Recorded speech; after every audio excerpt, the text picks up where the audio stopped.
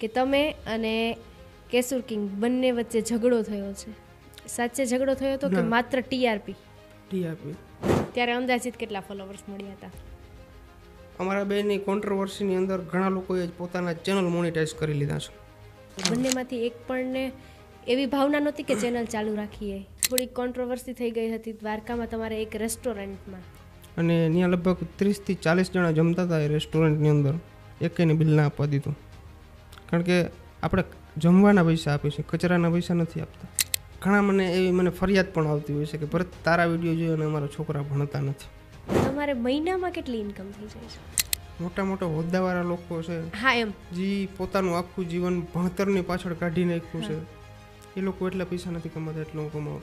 મહિને મારે લાખ રૂપિયા તો એમને વાપરી નાખું. ત્યારે અમેઝિંગ દ્વારકાનું પ્લેટફોર્મ છે, પેજ છે, એ અમુક સમય માટે બંધ થઈ ગયું હતું એવું કહી શકાય. ઘણા બધા લોકો ઘણી બધી વાતો કરતા હતા. પછી મેં દિનેશભાઈને કોલ કર્યો કે દિનેશભાઈ આ શું આવે છે? હું કહું કે બધા ક્રિએટરો એમ કહે છે કે ભાઈ ટર્મિનેટ થઈ ગયું છે ચેનલ. હા કે તો હવે બધું પૂરું થઈ ગયું કે દિનેશભાઈ આ ચેનલ જો પાછું આવી જાય ને તો આપણે બંને દ્વારકા લઈને જશું. મારા મમ્મીને મોબાઈલ ફોનનો લોક ખોલતા પણ ના આવડતું. ક્યારેય બ્લોગ બનાવવાથી કંટાળી ગયા છો? આજે નથી બનાવવું? જ્યારે મારો મગજ ગરમ થાય ને ત્યારે હું વિચારું ની સામે કોણ વ્યક્તિ છે બોલી નાખું. અત્યારે તમારો એડવર્ટાઇઝ બનાવવાનો અંદાજિત ચાર્જ કેટલો છે જાણી શકું? કે મારા જે બેનનું નામ છે કોમલબેન, એનું એકેય પણ અત્યારે સોશિયલ મીડિયામાં પેજ નથી, આઈડી નથી, કંઈ પણ નથી. મારા પાસે પૈસા નહોતા, હું થાર લેવા ગયો ને ત્યારે 35,000 રૂપિયા ઓન ભરી અને થાર ગાડી રાતના 10 વાગે કાઢી. એ ટૂંકમાં મને તુકારે બોલાવતા હોય, એ ભરતા રાડું નાખતા હોય અને મને બહુ મજા આવે. વચ્ચે એક એવી વાત આવી હતી સામે કે તમે અને કેસુર કિંગ બંને વચ્ચે ઝઘડો થયો છે. સાચે ઝઘડો થયો હતો કે માત્ર ટીઆરપી? ટીઆરપી લોકોએ બનાવી નાખી હતી. શા માટે? કેવી રીતે? અમારો ઝઘડો નહોતો થયો. અમે ટૂંકમાં હું શિમલા મનાલી ફરવા ગયો હતો અને પાછળ 7 થી 8 દિવસ ચેનલ બંધ રહ્યું, એકેય વિડીયો અપલોડ થયો નહીં. પછી મને કેસુરનો કોલ આવ્યો કે ભરત આપણે વિડીયો બનાવવાનો છે. મેં કીધું મારા ભાઈ હું અત્યારે બહાર ફરવા આવ્યો છું, હું આવું પછી આપણે વિડીયો શૂટ કરીએ. તો એ કે એક કામ કરીએ, આપણે હવે ચેનલ બંધ કરી દઈએ, કારણ કે તારા પાસે ટાઈમ નથી અને તારા પાસે જ્યારે ટાઈમ હોય ત્યારે મારા પાસે ટાઈમ ના હોય. પછી મેં કીધું હા એ વસ્તુ બેસ્ટ છે, કારણ કે અમારે એક બે વ્લોગિંગના ચેનલ છે, બે ઇન્સ્ટાગ્રામ પેજ છે આપણી પાસે, તો એનું હેન્ડલિંગ કરી લ્યો ને તો પછી આના પાછળ ટાઈમ મળતો નહોતો. મેં કીધું આપણે રોગવાની અંદર મથવું એ કરતાં અત્યારે જ બંધ કરી દીધું સારું. એટલે લોકોને ટોપિક મળી ગયો કે ભાઈ ઘણા દિવસથી ગુજરાતી ભડાકાની અંદર વિડીયો નથી આવ્યો એટલે આ બેને કંઈ ઝઘડો થયો છે. પછી અમે પણ એ વસ્તુનો ફાયદો ઉઠાવ્યો થોડો જજો કે આપણે અમે વિડીયો બંધ તો કરવા છે. મેં કહ્યું થોડા જ વ્યૂ ખેંચીએ, ખોટું જરાય નહીં બોલવું. અત્યારે કેવા સંબંધ છે એમની? અત્યારે જોરદાર હતા એવા જ, જરાય ફેર નથી. ગેટનો સંબંધ અમારો ડબલ થયો છે. ત્યારે અંદાજિત કેટલા ફોલોવર્સ મળ્યા હતા? ત્યારે મારે લગભગ 250 કે ફોલોવર હતા અને કેસુરને 120 કે જેવા હતા. એટલા બધા ફોલોવર નહોતા મળ્યા, પણ ટૂંકમાં એક પબ્લિકની અંદર ચર્ચાની અંદર અમે 24 કલાક રહેતા કે ભરત અને કેસુરને કંઈક ઝઘડો થયો છે, આમ છે તેમ છે, ગમે ત્યાં પોઈન્ટ ગોતતા. ઘણા બધા પબ્લિકે પોઈન્ટ ગોત્યા છે, કમેન્ટમાંથી પોઈન્ટ ગોતી લઈએ, આમ ગોતી લઈએ, કઈ રીતના ઝઘડો થયો. અમારા બેની કોન્ટ્રોવર્સીની અંદર ઘણા લોકોએ પોતાના ચેનલ મોનેટાઈઝ કરી લીધા છે કે ભરત આહિર અને કેસુર કિંગને શું થયો છે ઝઘડો જોવા વિડીયોની અંદર, એવા ટાઇટલ મારીને. ભરત આહિર અને કેસુર કિંગ બંને વચ્ચેનો સંબંધ કેટલા વર્ષથી? અમારે થયા છે 2 વર્ષ. 2 વર્ષ કમ્પ્લીટ થઈ ગયા છે. સાચે ઝઘડો થયો એવું ક્યારેય થયું છે? ના, સાચે ક્યારેય નથી થયો. તો જ્યારે તમે ફરવા ગયા હતા અને એમણે એવું કહ્યું કે હવે તારી પાસે ટાઈમ નથી, મારી પાસે ટાઈમ નથી, આપણે ચેનલ બંધ કરી દઈએ, બંનેમાંથી એક પણ ને એવી ભાવના નહોતી કે ચેનલ ચાલુ રાખીએ? એકને પણ એવી બેયને ભાવના હતી, એવું નહોતું. પણ અમે શાંતિથી બેસીને વિચાર્યું ભાઈ કે આપણે જો વ્લોગિંગની ચેનલ સ્ટાર્ટ રાખવી હોય તો આ ચાલુ ના રહીએ, કારણ કે આની અંદર બહુ ટાઈમ જોઈએ. જે ચેલેન્જિંગ વિડીયો છે, અમુક ઘણા બધા એવા વિડીયો છે કે જે આપણે 24 અવર્સના કરતા હોઈએ છીએ, એમાં બહુ વાર લાગે. 24 કલાક એને શૂટ કરતા થાય, પછી 12-13 કલાક આપણે જે લોકેશન ઉપર જવાનું હોય લોકેશન ઉપર પહોંચતા થાય, પછી એનું એડિટિંગ 2 દિવસ હાલે, એટલે એક વિડીયો પાછળ 5 દિવસ ખર્ચાઈ જતા હતા. હવે 5 દિવસ એક વિડીયો વાંહે ખર્ચો તો અહીંયા 5 વ્લોગ બની જાય. એટલે ગણતરી માંડી.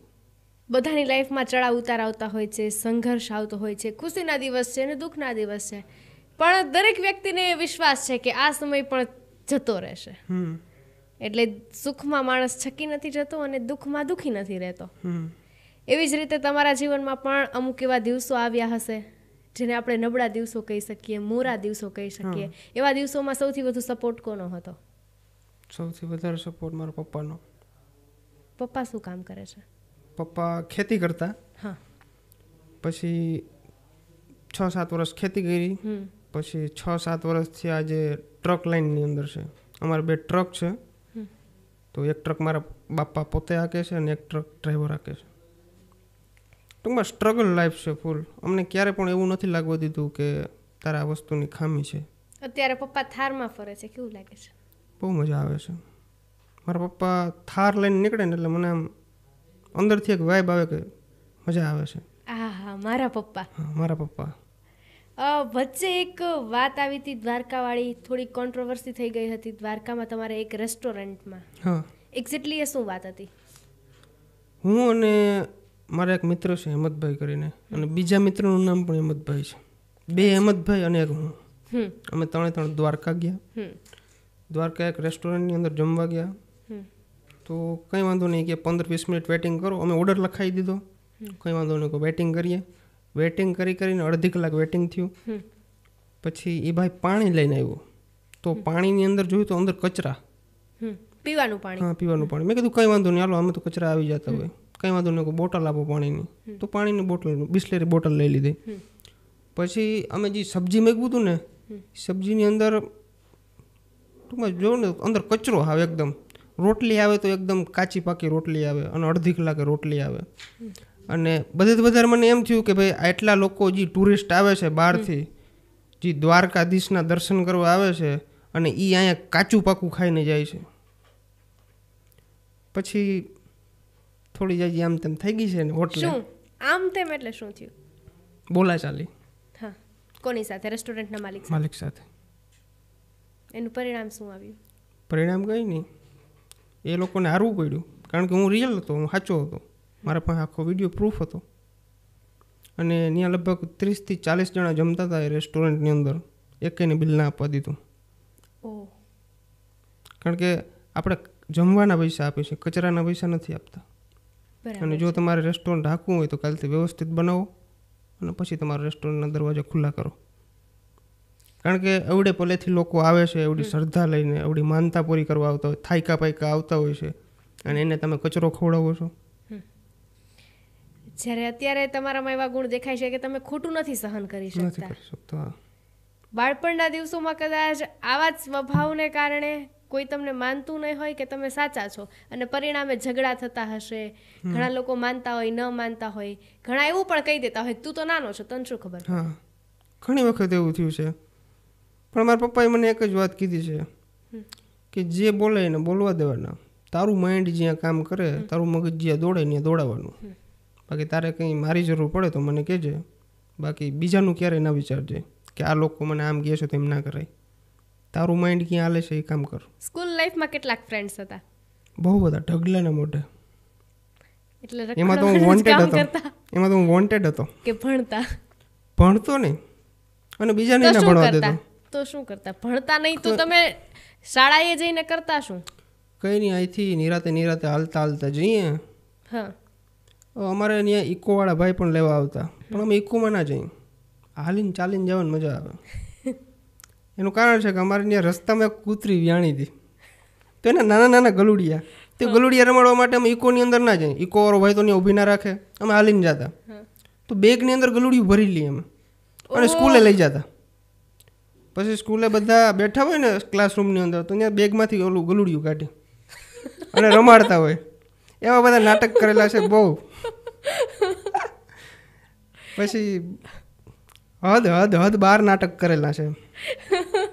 અત્યારે યાદ કરું ને તો બહુ મજા આવે આમ કે કેવા દિવસો હતા. બીજા કયા એવા કિસ્સાઓ છે? ઘણા બધા એવા કિસ્સા છે. ટૂંકમાં ચાલુ ક્લાસરૂમની અંદર નાસ્તો કરવો, પેલા જલજીરા આવતી, રૂપિયાની 2 જલજીરા. હા, ગલ મોટલ ને. હા, બહુ બધું, એ બધું બહુ જ આવતું. અને એ લાઈફની અંદર, એ જીવનની અંદર જ્યારે નાના હતા અમે, ત્યારે એ ખાવાની મજા આવતી ને એ કંઈ ખાવાની મજા ના આવતી. ઘરેથી કેટલા રૂપિયા વાપરવા આવતા ત્યારે? ત્યારે 5 રૂપિયા, 10 રૂપિયા, 15 રૂપિયા એવી રીતના. કારણ કે ત્યારે અત્યારે છોકરા અત્યારે જે સ્કૂલે જાય છે ને એને 500-1000 દેવા કંઈ મોટી વાત નહીં. છોકરાઓને અત્યારે કંઈ ખબર જ નથી. હું હજી કંઈ મોટો એટલો બધો નથી થઈ ગયો. હું હજી 7 થી 8 વર્ષ પહેલાંની જ વાત કરું છું કે ત્યારે એવા દિવસો હતા કે 5 રૂપિયા, 10 રૂપિયા, 15 રૂપિયા અને એ રડી રડીને માગવાના. હા, હોસ્ટેલમાં રહ્યા છો ક્યારે? હા. કેટલો સમય? 8 પછી તો હોસ્ટેલમાં જ છું. અચ્છા, તો ઘણા બધા તમે પ્લસ માઇનસ જોયું હશે, કેમ કે હોસ્ટેલ લાઈફ બધાની ઈઝી નથી હોતી, બધાની સેમ નથી હોતી. રૂમમેટ્સ અલગ અલગ હોય, જમવાનું જે થાળીમાં આવે એ ખાવું પડે, ઘરેથી અમુક પોકેટ મનીના રૂપીસ મળતા હોય એટલામાં ચલાવવું પડે. પણ તમારી હોસ્ટેલ લાઈફ કેવી હતી? મારી હોસ્ટેલ લાઈફ તો એવી હતી કે 8માં પછી તો હું રેગ્યુલર હોસ્ટેલની અંદર હતો, પણ એક વખત 6ઠ્ઠા ધોરણની અંદર હું હોસ્ટેલની અંદર ગયો હતો. એ ખાલી 3 જ મહિના રહ્યો, કારણ કે હોસ્ટેલની અંદર ના મજા આવતી. મારા મિત્રો હતા એ ઘરેથી નાસ્તો કેરી કરીને લઈ આવે, તો હું મારો નાસ્તો ના ખાઉં, એનો નાસ્તો ખાઉં. કારણ કે હું એને એમ કહું, બાનું કાઢી દઉં કે ભાઈ મારો નાસ્તો મને ખાવાની મજા નથી આવતી, તું મને ખવડાવવા તે. એ બધાનો નાસ્તો પહેલાં હું ખાઈ જાઉં, પછી મારો ખાતો હું બેઠો બેઠો, અને પછી કોઈ ના આપું. એ રીતના ટૂંકમાં પહેલાં મારી ઈચ્છા એવી હતી કે બીજાનું પહેલાં ખાઈ જાઉં પછી મારું ખાય. એ રીતના બહુ બધું. એક છે ને, ખોટું નહીં લગાડતા, એક કહેવત એવી છે, તારું મારું સૈયારું, મારું મારા બાપનું. હા, એવું જ હતું, એવું જ હતું. બહુ એટલે એમ થતું કે ભાઈ મારી વસ્તુ નહીં બગાડું. એક સ્વાર્થ હતો મારામાં પહેલાં કે નહીં ભાઈ મારી વસ્તુ નહીં બગાડવું. મારી પેન્સિલ કોઈને ના આપું, બાકી બીજાની પેન્સિલ સામે બેન્ચીસની અંદર પડી હતી, છાનુમુની લઈ લો, મારે કામ આવશે. પછી છાનુમુનું બેસી જાઉં. પછી ઓલો છોકરો આખે ક્લાસની અંદર પેન્સિલ ગોતતો હોય, પછી છેલ્લે સુધી એમ ના કહું મારી પાસે છે. એ રીતના. પણ નાના હોય ને ત્યારે મગજ જ એવા હોય કે ભાઈ આની પેન્સિલું લઈ લઉં, આનું ચેકરાબોરું લઈ લઉં, એવી રીતના. હવે ક્યારે એવું થાય છે બીજા પાસે એવી તમારા કરતા સારી વસ્તુઓ જોઈને? ના, હવે એમ થાય છે કે આ વસ્તુ કમાઈને લઈશ. હવે એવું થાય છે. અચ્છા. હવે એમ થાય છે કે ભાઈ આના પાસે આ ગાડી છે તો મારે આ ગાડી આવતા વર્ષની અંદર જોઈશ, પોતાના દમ પર. હા. અને બીજા કોઈ મારા પાડોશી કોઈ ગાડી લઈએ ને તો હું આમ મોટિવેટ થાઉં કે ભાઈ આ મારો પાડોશી લઈ ગયો છે, હું કીધી લઈ, મહેનત કરવી જોશે. એટલે એક વસ્તુ બેસ્ટ કહેવાય મારા માટે કે ભાઈ બીજાને હું બીજાની વસ્તુ જોઈને મોટિવેટ થાઉં.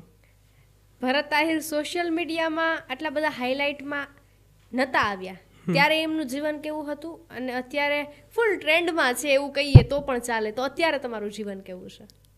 જીવન આમ તો હું તો હજી સેમ જ છું, મારામાં કંઈ ફરક નથી પડ્યો, પણ પબ્લિકને એવું લાગે છે મારામાં ફરક પડી ગયો છે. હા, પહેલાં હું આવી રીતના બિંદાસ માણસ જ હતો અને અત્યારે બિંદાસ જ છું. હા, થોડો જ ચેન્જીસ આવ્યો છે લાઈફસ્ટાઈલમાં, કારણ કે હવે બધી પબ્લિક આપણે ઓળખે છે એટલે થોડુંક આમ વ્યવસ્થિત રહેવું પડે. અચ્છા. પહેલાં એમને કંઈ ભાન ના પડતી. બ્રાન્ડનો કે એવો કોઈ શોખ ખરો? ના, એવું કંઈ નહીં. આપણે વસ્તુ ગમવી જોઈએ, ગમે એટલે બ્રાન્ડ. બ્રાન્ડ. હવે તો ભરત આહિરના જીવનમાં નવી ગાડી આવી ગઈ છે, લાડી આવી ગઈ છે. હવે કોઈ એવી ઈચ્છા હોય કે જે બાકી રહી જતી હોય? હા, હજી એક ઈચ્છા છે. શું? મસ્ત મજાના મકાન બનાવવા છે. એમ તો મારા ઘણી બધી ઈચ્છા છે, હજી આખી જિંદગી પૂરી નથી થવાની.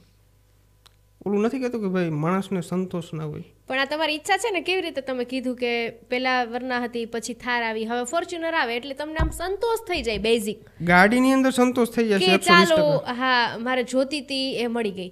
લાડીની અંદર પણ થઈ જ ગયો છે, બધાની અંદર.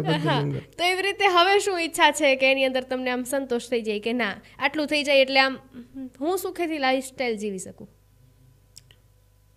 અત્યારે એ તો કંઈ ના કહી શકું, કારણ કે જેમ જેમ તમે, હું એમ કહું છું કે જેમ જેમ તમે, હું અત્યારે તમને ફોર્ચ્યુનરનું કહું છું કે મારી છેલ્લી ગાડી, પણ ફોર્ચ્યુનરના લેવલના જ્યારે આપણે થઈ જાય ને ત્યારે આપણે બીજી ગાડી ગમવા માંડે, BMW ગમવા માંડે. એટલે જેમ જેમ તમારા પાસે પૈસો આવતો જાય ને એમ તમારો શોખ મોટા થતા જાય. આ તો અત્યારે હું કહું છું કે મારી છેલ્લી ગાડી ફોર્ચ્યુનર, પછી એનું કંઈ નક્કી ના હોય, એ તો પછી ત્યારે મન ફરી પણ જાય. અચ્છા, તમે તમારા જીવનમાંથી શીખ્યા હોય અને જ્યારે તમે આજ ખાસ કરીને અમેઝિંગ દ્વારકાના પ્લેટફોર્મ પર આવ્યા છો, અમારા સ્ટુડિયો પર આવ્યા છો, ત્યારે ઘણા બધા દ્વારકાના બાળકો અને દ્વારકાના લોકો તો તમને જોવે જ છે, સાથે આખા ગુજરાતમાંથી લોકો તમને જોવે છે, તો તમે એમને કઈ સંદેશો આપવા માંગતા હોય તમારા જીવન જીવ્યા એમાંથી?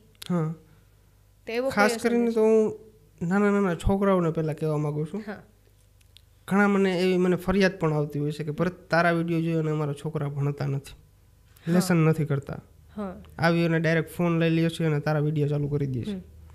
તો હું નાના નાના છોકરાઓને પહેલાં તો એ કહેવા માગીશ કે ભણવા જાજો, પહેલાં ભણજો નિરાતે, પછી ઘરે આવી અને લેસન કરજો, અને પછી જો ટાઈમ મળે અને તમારા પપ્પા તમને ફોન હાથમાં આપે તો અડધી કલાકનો ટાઈમ હોય ને તો ભરત આહિરનો જ વિડીયો જોજો. બાકી ત્યાં સુધી કંઈ નહીં. પહેલાં ભણવાનું, ફેમિલીવાળા કે એનું માનવાનું, કારણ કે ભણતર બહુ જરૂરી છે. સોશિયલ મીડિયામાં છોકરું એમ નથી કહેતો સુધરે, બગડી પણ જાય, પણ અમારે તો ધંધો છે એ કરવું પડતું હોય છે. તમારા વિડીયો જોવાના પણ બધું પ્રોસેસ તમારી એકદમ કમ્પ્લીટ કરીને. ક્યારેય વિચાર્યું હતું કે ભરત આહિર એડવર્ટાઇઝ કરીને સોશિયલ મીડિયામાંથી આટલા પૈસા કમાશે? ના, મને ખબર જ નથી આની અંદર પૈસા મળે. અત્યારે તમારો એડવર્ટાઇઝ બનાવવાનો અંદાજિત ચાર્જ કેટલો છે, જાણી શકું? હા, રીલ્સનું કહો છો ને તમે? હા, રીલ્સમાં અત્યારે 30,000 થી 35,000 રૂપિયા એક રીલ્સના. એક રીલનો 35,000 રૂપિયા ચાર્જ. ઘણા બધા લોકો એવા છે કે કદાચ એમને મહિનામાં 35,000 પગાર નથી મળતો, તો તમારે મહિનામાં કેટલી ઇન્કમ થઈ જાય છે? મહિનામાં આમ એક્ઝેક્ટ તો ના કહી શકું, અંદાજે પણ સરેરાશ કાઢતા 3-3.5 ની આડે કાઢે. કેવી તમને ફિલિંગ થાય જ્યારે એક સમય એવો હતો કે આપણે મમ્મી પપ્પા પાસેથી 5-10 રૂપિયા લઈને નાસ્તો કરવા જતા હોય, ઘરમાં પરિસ્થિતિ આર્થિક રીતે ગરીબ પણ ન કહી શકીએ સાવ, અને સદ્ધર પણ ન કહી શકીએ, આપણે એવા અમીર બાપના દીકરાઓની જેમ ન ફરતા હોય નાનપણથી સારી સારી ગાડીઓમાં, અને પછી જ્યારે આજે ફાઇનલી તમારી મહેનત પછી ખરેખર તમે જ્યારે એક મહિનાના 3 થી 3.5 લાખ રૂપિયા કમાઓ છો, ત્યારે કેવી ફિલિંગ થાય છે, કેવી લાગણી થાય છે? બહુ એવું થાય છે કે ભાઈ જે મોટા મોટા હોદ્દાવાળા લોકો છે, હા એમ, જે પોતાનું આખું જીવન ભણતરની પાછળ કાઢી નાખ્યું છે, એ લોકો એટલા પૈસા નથી કમાતા એટલો હું કમાઉં છું. ખરેખર આ દ્વારકાધીશની દયા કહેવાય. બાકી મને એવું મારું મોઢું જોઈને મને એવું નથી લાગતું કે હું એટલા પૈસા કમાઉં. મારી શકલ કેટલી છે ખબર? રિયલમાં કહું તો 15,000 રૂપિયાની મહિને, પણ તો પણ એટલા બધા હું પૈસા કમાઉં છું. મને ખરેખર વિશ્વાસ નથી આવતો. આટલા પૈસા કમાઓ છો તો ખર્ચ કેટલો કરો છો? ખર્ચ જ કરું વધારે તો, કારણ કે ફરવાનો આ તે. શેમાં ખર્ચ કરો છો? પહેલા તો તમે એવું કીધું તું વચ્ચે વિડીયોમાં કે તમારે વ્યસન છે. વ્યસન છે તો વ્યસન પાછળ કેટલો ખર્ચ થાય છે? મહિને 15,000 રૂપિયા. તમે કીધું કે જેટલું કદાચ તમે ક્યાંક નોકરી કરતા હોત તો કમાતા હોત. હા, એટલા હું વ્યસન પાછળ બગાડું. બીજા કઈ કઈ વસ્તુમાં ખર્ચાઓ કરો છો? બીજા તો ટ્રાવેલિંગની અંદર ડીઝલ છે, હોટેલ રૂમ્સના ભાડા છે, આ છે તે છે, બીજા આડાવડા ખર્ચા છે ઘણી બધી એવી. હવે સોશિયલ મીડિયામાં આવ્યો તો શોપિંગ કરવી પડે, એકને એક કપડામાં તો બ્લોગ બનાવે નહીં, કપડાં લેતા હોય છે, આ લેતા હોય તે. મહિને મારે લાખ રૂપિયા તો એમને વાપરી નાખું આરામથી, મોજ શોખમાં. એમ સેવિંગ કરી શકું એ પૈસા હું, પણ નથી કરતો. મોજથી જિંદગી જીવવામાં માનો છો. આ મોજથી જિંદગી જીવવાવાળા ભરત આહિરે જ્યારે અમેઝિંગ દ્વારકાનું પ્લેટફોર્મ છે, પેજ છે, એ અમુક સમય માટે બંધ થઈ ગયું હતું એવું કહી શકાય. ઘણા બધા લોકો ઘણી બધી વાતો કરતા હતા કે શું થયું, કેમ સમાચાર નથી આવતા, પરંતુ વાસ્તવિકતાની તમને ખબર હતી, અને તમને વાસ્તવિકતાની ખબર પડતા તમે પગપાળા ચાલીને દ્વારકા જવાની માનતા રાખી. આ પ્રેમ ક્યાંથી આવ્યો અને ક્યારથી આવ્યો? આમ તો હું જે અમેઝિંગ દ્વારકાનો ઓનર છે દિનેશભાઈ કરીને, દિનેશભાઈ અને અમે એમ તો બહુ જૂના ફ્રેન્ડ છે. જ્યારે હું પશુ ડૉક્ટરની વેટરનરી લાઇનની અંદર હતો ને ત્યારે હું દિનેશભાઈને હું કહેતો કે દિનેશભાઈ મારી એડવર્ટાઇઝમેન્ટ કરી આપો ને. ત્યારથી એમ તો ઓળખી છે અમે સોશિયલ મીડિયામાં. પછી હું આવ્યો, પછી ધીમે ધીમે કરતાં ભાઈબંધી વધતી ગઈ. એને ઘણા બધા ઇવેન્ટ કર્યા છે, ઘણા બધા એક્સપો કર્યા છે, એની અંદર અમે હોય. એટલે આમ ટૂંકમાં એવું ના લાગે કે ભાઈ પહેલી વખત મળ્યા છે. આમ ટૂંકમાં હા ભાઈબંધી, પાક્કી ભાઈબંધી કિને ગયા એના જેવું. આમ પણ તોય થારમાં ફરવાનો શોખીન છોકરો ચાલીને દ્વારકા જાય, ભાવના હોવી જોઈએ ભાઈબંધી પ્રત્યે, અને એ ભાઈબંધી તમે નિભાવી, તમે માનતા રાખેલી. હા, પછી મેં દિનેશભાઈને કોલ કર્યો કે દિનેશભાઈ આ શું આવે છે? હું કહું કે બધા ક્રિએટરો એમ કહે છે કે ભાઈ ટર્મિનેટ થઈ ગયું છે ચેનલ. હા કે એ તો હવે બધું પૂરું થઈ ગયું કે હવે આવવાના ચાન્સીસ છે નહીં. મેં કીધું જો ભાઈ તારું ચેનલ આવી જાય. કેવું દુઃખ હતું? ત્યારે બહુ અંદરથી મને અમેઝિંગ દ્વારકા એક એવું પ્લેટફોર્મ છે કે જેને આખા દ્વારકાના લોકો ઓળખે છે. એક નાના બાળકથી લઈને વડીલ સુધી સૌ કોઈ અમેઝિંગ દ્વારકાના પેજને ફોલો કરે છે, ઓળખે છે, એમને ઇવેન્ટને એમના કાર્યને બિરદાવે છે અને સૌ કોઈ જાણે છે દિનેશ ચાવડાને. તો ત્યારે જ્યારે તમારે ખાસ ભાઈબંધી હોય અને આવા સમાચાર મળે કે ભાઈબંધનું પેજ ટર્મિનેટ થઈ ગયું છે, હા બહુ દુઃખ થયું હતું. તો હું તો એ વિચાર કરતો હતો કે આ તો મારો મિત્રનું પેજ આવી રીતના થયું છે, મારું થયું હોય તો શું થાય આ જગ્યાએ. મેં મારો અનુમાન લગાડી અને મેં મારા મિત્રનું વિચાર્યું. બહુ અઘરી વસ્તુ છે. અમે લોકો હજી ફેસ વેલ્યુવાળા લોકો કહેવાય. અમારું કદાચ પેજ ટર્મિનેટ થાય ને તો અમે પાછું બનાવી શકીએ. પણ આજે એક પોસ્ટ મેલી ટેક્સ લખી ટેક્સ અત્યારે કોઈને વાંચવા ઉકલે છે, કોઈને ના ઉકલે. અને એમાંથી જે ફોલોવર ગેઇન કરવાની બહુ મોટામાં મોટી અઘરી વસ્તુ છે. એ વસ્તુ પાછી બહુ અઘરી. અને ખરેખર મને તેથી એમ થઈ ગયું કે ભાઈ અવડું મહેનત 5 વર્ષથી સતત મહેનત કરે છે આ લોકો, અને એક જ ઝાટકાની અંદર અવડું ચેનલ હોઈ જાય એટલે બહુ અઘરું કહેવાય. પછી મેં દિનેશભાઈને કોલ કર્યો, દિનેશભાઈ આ ચેનલ જો પાછું આવી જાય ને તો આપણે બંને દ્વારકા હાલીને જશું. કેટલા દિવસમાં ચાલીને દ્વારકા જવું પડ્યું? હજી ગયા નથી. હજી અમારી માનતા એમને છે, હજી નથી ગયા. પણ એક અમે આમ સાચા દિલથી માનતા કરી છે. અમે જાઉં તેથી ભાવથી જ જાઉં. એવું નહીં કે ભાઈ જવું પડે એમ છે ને જવું જોઈએ એમ નહીં. અમારું જ્યારે દિલ કહે છે ને કે ભાઈ આજે એકદમ ભાવના છે દ્વારકાધીશ પ્રત્યે અને જવું છે એટલે નીકળી જાઉં. તમે આ માનતા તો માની લીધી ને, તમે એવું કહો છો કે જ્યારે તમારા દિલમાં ભાવ થશે ત્યારે તમે ચોક્કસથી જ જશો. અને માનતા હોય એટલે માનતા પૂરી કરવા માટે જ આપણે લીધી હોય. તો જીવનમાં આની પહેલાં ક્યારેય એવી માનતા લીધેલી ખરી? હા, ઘણી વખત લીધી છે, પણ ટૂંકમાં ચાલીને જવાની નથી લીધી. એમ એક વખત લીધી હતી, પણ ટૂંકમાં એ બીજાની માનતા હતી. હું તો રોગો એમને હું હાલો મને મજા આવે હું ચાલવાની જ્યાં બધા પહેરા અડધે પાછો આવતો રહ્યો હતો, થાકી ગયો હતો. પણ અમે મસ્તીમાં વધારે ચડી ગયા હતા. આખો દિવસ મસ્તી કરતા જઈએ, ચાલ્યા જાય હાંજના થાકી જવાના જ છીએ. ત્યારે થાકી ગયો હતો અને તે દીનો પાછો ક્યારેય દ્વારકા નથી ગયો. અને ત્યારે હું હિંમત હારી ગયો હતો કે આપણે આજ પછી ક્યારેય દ્વારકા ચાલીને નહીં આવી. પણ પાછી હિંમત કરીને મેં માનતા કરી છે કે ગમે એ વસ્તુ થાય આ ચેનલ જો પાછું આવી જાય ને તો આપણે હાલીને જશું. ગમે ભલે કદાચ 5 દિવસ લાગે પહોંચતા, બાકી જશું. નોર્મલ દિવસોમાં કેટલા દિવસો તમે દ્વારકાની મુલાકાતે જાઓ છો? આમ તો મહિનામાં 3 વખત તો હોય જ પાક્કું. જ્યારે નાની ઉંમરમાં તમને આટલી બધી સફળતા મળી ગઈ, આમ તો સાવ એટલે સાવ યુવાન કહેવાય કે જ્યારે 23 વર્ષમાં માણસ આટલું કમાતો હોય. હજુ 23 વર્ષમાં એવા ઘણા બધા લોકો છે તમારી ને મારી બંનેની નજરની સામે, અને ઘણા બધા લોકોની સામે કે જે 23 વર્ષે પોતાનું ભણતર હજુ એમને ચાલુ હોય, ઘણા બધા રૂપિયા ભણતર પાછળ ખર્ચતા હોય. અને આજે તમે 23 વર્ષની ઉંમરે ખૂબ સારું કમાઈ રહ્યા છો. કદાચ જો સરકારી સારામાં સારી પોસ્ટ હોય તો પણ એમની એટલી સેલેરી ના હોય. 100%. તમે જીવનમાં સંઘર્ષમાંથી અહીંયા સુધી પહોંચ્યા, આટલી બધી તમારી કારકિર્દી બનાવી, એમનો શ્રેય કોને જાય છે? મારા ફેમિલી મેમ્બરને. કારણ કે મારા ફેમિલી મેમ્બરનો જ મને મેન સપોર્ટ છે. તમે જોજો હું બીજા લોકોને ઓછા લઉં મારા રીલ્સની અંદર. મોસ્ટ ઓફલી બધી રીલ્સ મારા ફેમિલીની જ છે, ફેમિલી કન્ટેન્ટ. હું એમ કહું કે આ વિડીયો બનાવવાનો છે, આમ કરવાનું છે, તેમ કરવાનું છે, એટલે બધા પરફેક્ટ સમજી જાય. અને મને એમ કહે છે કે એ પોઈન્ટ કાઢી નાખ, આ પોઈન્ટ લગાડી દે. અચ્છા. મને હા હું એમ કહે છે કે ભાઈ મને શીખાડે કે એ વસ્તુ ની સારી નહીં લાગે, આ વસ્તુ રાખ અને એ વસ્તુ બેસ્ટ બને. રોજનો કેટલો સમય આમ ફેમિલી સાથે રીલ્સ બનાવવામાં કાઢો છો? રીલ્સ તો હું ક્યારેક જ શૂટ કરું. અઠવાડિયામાં 1 થી 2 રીલ્સ શૂટ કરું છું. કારણ કે કાંઈ મેં ડેલી નવો કન્ટેન્ટ કાઢવો બહુ અઘરી વસ્તુ છે. બાકીના દિવસોમાં ને બાકીના સમયમાં તમે શું કરતા હોય? વ્લોગિંગ શૂટ કરતો હું, હરતો હું, ફરતો હું, એ રીતના ફેમિલી જોડે.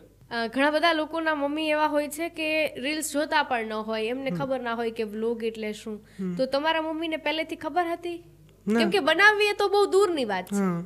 જ્યારે મમ્મીની એજ હોય એટલે એ લોકો આ રીલ્સના જમાનામાં નથી ચાલતા. એ લોકો યુટ્યુબ વાળા છે, કદાચ ફેસબુક વાળા હોઈ શકે, પરંતુ ઇન્સ્ટાગ્રામ છે એ એમની લાઈફસ્ટાઈલમાં નથી. ઇન્સ્ટાગ્રામમાં રીલ્સ શું છે કદાચ એમને ખબર ના હોય. તો તમારા મમ્મીની શું પોઝિશન હતી? મારા મમ્મીને મોબાઈલ ફોનનો લોક ખોલતા પણ ના આવડતો, એની ફ્લેશલાઇટ ચાલુ કરતા પણ ના આવડતી. પણ આવું કે બધું ધીમે ધીમે તમે એની અંદર મૈથા રહ્યો ને. તમે શીખવાડેલું? બધું મેં શીખવાડ્યું. અને એમને રસ રુચિ ખરી? હા, બહુ. અમે રીલ્સ શૂટ કરી હોય ને તો એકને એક વિડીયો એ 500 વખત જોઈ. અચ્છા. આ રીલ્સ ક્યાં પહોંચી છે, આમાં કેટલી લાઈક આવી છે, કેટલો શેર થયો છે વિડીયો, કોને સ્ટોરીમાં લગાવ્યો છે, આમ જોતા ના આવડે, પણ મને ઘણી પૂછવા આવે કેટલા લોકો જોયો. હું એમ કહું મમ્મી 2000 વધી ગયા છે, 4000 વધી ગયા છે. પછી હું કંટાળીને એમ કહું છું મમ્મી તું મને સવારે પૂછજે. એને રાતના નીંદર જાગી જાય ને ત્યારે મને પૂછવા કે આ રીલ ક્યાં પડી ગઈ. જે રીતે તમે કીધું કે તમે અલગ અલગ પહેરવેશ પહેરવો પડે, આપણી લાઈફસ્ટાઈલ એવી હોવી જોઈએ, આપણે તો ભાઈ રોજ વ્લોગમાં આવવાનું છે તો સરસ મજાના દેખાવા જોઈએ. તો તમારા મમ્મી છે એમને તમે એમને ક્યારેય કહ્યું છે કે મમ્મી તું સરસ મજાની તૈયાર થઈ જા, આજે નવા કપડાં પહેર, રોજ એકનો એક કલર એકને એક પહેરવેશ ન ચાલે, એવું થયું છે ક્યારેય? ના, એવું તો ક્યારેય નથી થયું, પણ મારા મમ્મી બહુ શોખીન છે એમ તો. ટૂંકમાં એને આમ ટ્રેડિશનલ ડ્રેસ પહેરવાનો મને સામેથી કે આજ મારી આવી રીતના રીલ્સ બનાવી દે, આવી રીતના બનાવી દે. ટૂંકમાં બહુ શોખ એટલે ગાંડો શોખ છે. પણ ટૂંકમાં અમારો ટ્રેડિશનલ ડ્રેસ એવો હોય છે કે એક જ કલરની અંદર હોય છે મોસ્ટ ઓફલી. એટલે ઘણા લોકોને એમ થાય છે કે ભાઈ એકને એક કપડાં પહેરે છે, આ છે, પણ અમારો ડ્રેસ જ આખો એ છે. જ્યારે તમે લોકો ફેમિલીમાં બધા એકસાથે વિડીયો બનાવો છો અને તમે પોસ્ટ પણ કરો છો તમારા આઈડી પર, તો ફેમિલીમાં તમારી બેન છે, તમારા મમ્મી છે, એ બધાના આઈડી છે? પહેલી વાત તો કહી દઉં કે મારા જે બેનનું નામ છે કોમલબેન, એનું એકેય પણ અત્યારે સોશિયલ મીડિયામાં પેજ નથી, આઈડી નથી, કંઈ પણ નથી. એક આઈડી છે જે નોર્મલી બધા રફ યુઝ કરતા હોય એ આઈડી છે, એની અંદર 300 થી 350 ફોલોવર છે, અને એ પણ પ્રાઇવેટ આઈડી છે. અને ઘણા લોકો એમ વિચારે છે કે કોમલ પાસે નવા નવા આઈડી છે, મોટા મોટા આઈડી છે, પણ એ બધા ફેક આઈડી છે. જે મારો વિડીયો ઉપાડી અને ડાયરેક્ટ બીજી આઈડીમાં નાખે અને રાખે, મારી બેનનું નામ રાખે આમ આઈડી ઉપર, એટલે બધા લોકો એના નામ ઉપર ચાલે છે, એના નામ ઉપર ચાલે છે. બાકી એકેય ઓરિજિનલ આઈડી ને છે નહીં.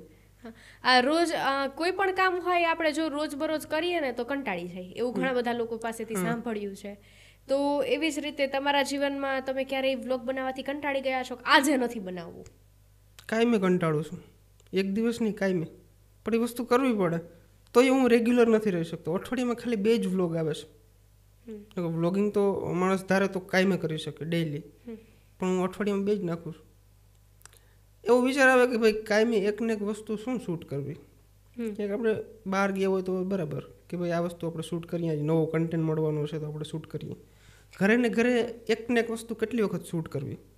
તો તમે સાથે ડોક્ટર પશુ ચિકિત્સક પણ હતા, તો એ તમે સાઈડ બિઝનેસ તરીકે કે સાઈડમાં જોબ તરીકે ચાલુ રાખ્યું હોત તો?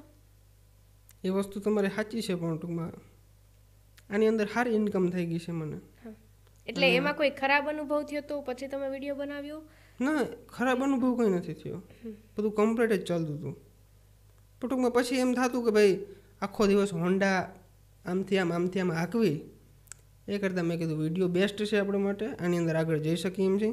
અને જો વિડીયોની અંદર સક્સેસ ના ગયા તો પાછી વેટરનરીની લાઈન પકડી લેશું, એ થોડા ભૂલી જવાના છે. જીવનમાં સુખ દુઃખના સાથી બન્યા હોય એવા કોઈ ખાસ મિત્રોની યાદી? હા, 3 મિત્રો છે મારા એવા કે જે ક્યારે પણ મારે સિંગલ ફોનની અંદર કામ થઈ જાય, મારું ગમે એ કામ હોય. કદાચ મારે પૈસાની જરૂર હોય, કદાચ મારે ક્યાંય તકરાર થઈ ગઈ હોય, તો એ બધાની પહેલાં ઊભા હોય. એવા બધા મિત્રો છે મારા. 3 મિત્રો એવા ખાસ છે. હું એના નામ નહીં લઈ શકું, કારણ કે 3 જણાના નામ લઉં તો બીજા ઘણા બધા એવા મિત્રો છે, એ પણ સારા જ છે. અચ્છા, એટલે એટલો ગાઢ સંબંધ છે કે તમે અત્યારે વિડીયોમાં એવું બોલો છો કે 3 ખાસ મિત્રો છે, તો એ 3 ખાસ મિત્રો સમજી જશે કે અમે 3 જ છીએ. હા, એને ખબર પડી જશે. કારણ કે બીજા મિત્રોનું નામ લઈ શકું એ કંઈ નથી, પણ બધા બીજા મારા મિત્રો છે એ પણ પૂરા સારા જ માણસ છે, એવું કંઈ નથી ખરાબ માણસ, બધા સારા જ છે. પણ આ 3 વ્યક્તિ એવા છે ને કે જે મારે વિચારવું ના પડે ફોન કર્યા પહેલાં કે આનો ફોન કરું કે ના કરું, બોલ્યા પહેલાં પણ વિચારવું ના પડે. આટલા નિખાલસ, આટલા બેખોફ, સાથે થોડાક જિદ્દી, થોડાક આડકતરા, એવું કહેવાય કે મિક્સ સ્વભાવ છે તમારો. ક્યારેક ગુસ્સો કરી લો, ક્યારેક પ્રેમ આવી જાય, ક્યારેક રડાઈ જાય, ક્યારેક રોવડાવી પણ દો. જે રીતે તમારો સ્વભાવ છે, સામેવાળાને કદાચ તમે ખોટું થતું હોય તો મોઢા પર કહી દો, એવા વ્યક્તિ છો. મને તો અત્યાર સુધીમાં એવા વ્યક્તિ લાગ્યા, અને હું માનું છું ત્યાં સુધી તમે એવું જ વ્યક્તિત્વ ધરાવો છો. તો તેના કારણે ક્યારેય ઝઘડો થયો છે? ઘણી બધી વાર થયો છે. ટૂંકમાં બોલવાના લીધે કે ભાઈ આ વસ્તુ, કારણ કે ગમે એ વ્યક્તિને તમે સાચી વસ્તુ કહો ને એટલે એને ખોટું લાગે એટલે એ વ્યક્તિ આડાવડું આપણે આમ બોલવાનો છે, એટલે ઝઘડા થવાના જ છે. ઘણી વખત આપણને એવું થતું હોય કે આપણે ગુસ્સામાં કહી દઈએ, પરંતુ ઘણી વખત એવું થતું હોય કે આપણે ગુસ્સામાં સામેવાળાને ગમે તે બોલી દઈએ, પરંતુ બોલાઈ ગયા પછી ઘણો બધો અફસોસ થતો હોય, ઘણું બધું દુઃખ થતું હોય, અને એવું કહેવાય છે કે એકવાર બોલાયેલા શબ્દ છે ને પાછા નથી લઈ શકાતા, એટલા માટે સમજી વિચારીને બોલવું જોઈએ. હા, તો તમારા જીવનમાં એવો ક્યારેય અનુભવ થયો, ખૂબ પસ્તાવો થયો હોય બોલી લીધા પછી? હા, બહુ બધી વાર થયો છે, એક વખત નહીં બહુ બધી વાર. કારણ કે જ્યારે મારો મગજ ગરમ થાય ને ત્યારે હું વિચારું નહીં સામે કોણ વ્યક્તિ છે, બોલી નાખું. પછી એમ થાય કે સારું આ બોલવાની જરૂર નથી મારે, પછી વાતનું મને બહુ દુઃખ થાય. કેટલા સમય પછી એવું દુઃખ થાય? આમ રેગ્યુલર હોય ને કે મને કલાક 2 કલાક થાય ને પછી કાંઈ ન હોય, હું તો ઝઘડવા ટાણે ઝઘડી લઉં. બસ મારી એ જ સિચ્યુએશન છે કે કલાક 2 કલાકની અંદર 2 કલાકની અંદર તો એમ થઈ જાય કે ભાઈ હું સારું ખોટું બોલી ગયો, બોલવાનું નહોતું મારે. પછી માફી માંગવા જાવ છો? હા, સામેથી જાઉં, સામેથી કે ભાઈ સોરી મારાથી ખોટું બોલાઈ ગયું, આમ તેમ. હવે તારે જે કરવું હોય, બીજું તો હું, મારાથી તો બોલાઈ ગયું છે, પણ હું માફી માગું છું કે ભાઈ મારાથી આ ખરાબ શબ્દો બોલાઈ ગયા છે, તને ખોટું લાગે એવું બોલાઈ ગયું છે, પણ ત્યારે હું ગુસ્સામાં હતો એટલે બોલાઈ ગયું છે, હવે તારે જે સજા આપવી આપી. બરાબર છે. આજે આપણી સાથે ભરત આહિર, કે જેમના કદાચ તમે સોશિયલ મીડિયામાં ઘણા બધા બ્લોગ્સ જોતા હોય છો, ઇન્સ્ટાગ્રામ હોય, યુટ્યુબ હોય, એમની ચેનલ પર તમે એમને જોતા હશો, પરંતુ આજે આપણે જાણ્યું એમના સ્વભાવ વિશે. એમનો તીખો સ્વભાવ છે, મીઠો સ્વભાવ છે, એ દુઃખ સહન પણ કરી લે છે, એ રડી પણ લે છે અને રડાવી પણ લે છે. આવું અદ્ભુત વ્યક્તિત્વ ધરાવનાર વ્યક્તિ એટલે કે ભરત આહિર આજે અમેઝિંગ દ્વારકાના સ્ટુડિયો પર પધાર્યા. ખૂબ ખૂબ આભાર આપનો. Thank you. અને આવા જ વધુ વિડીયો માટે જોતા રહો અમેઝિંગ દ્વારકા.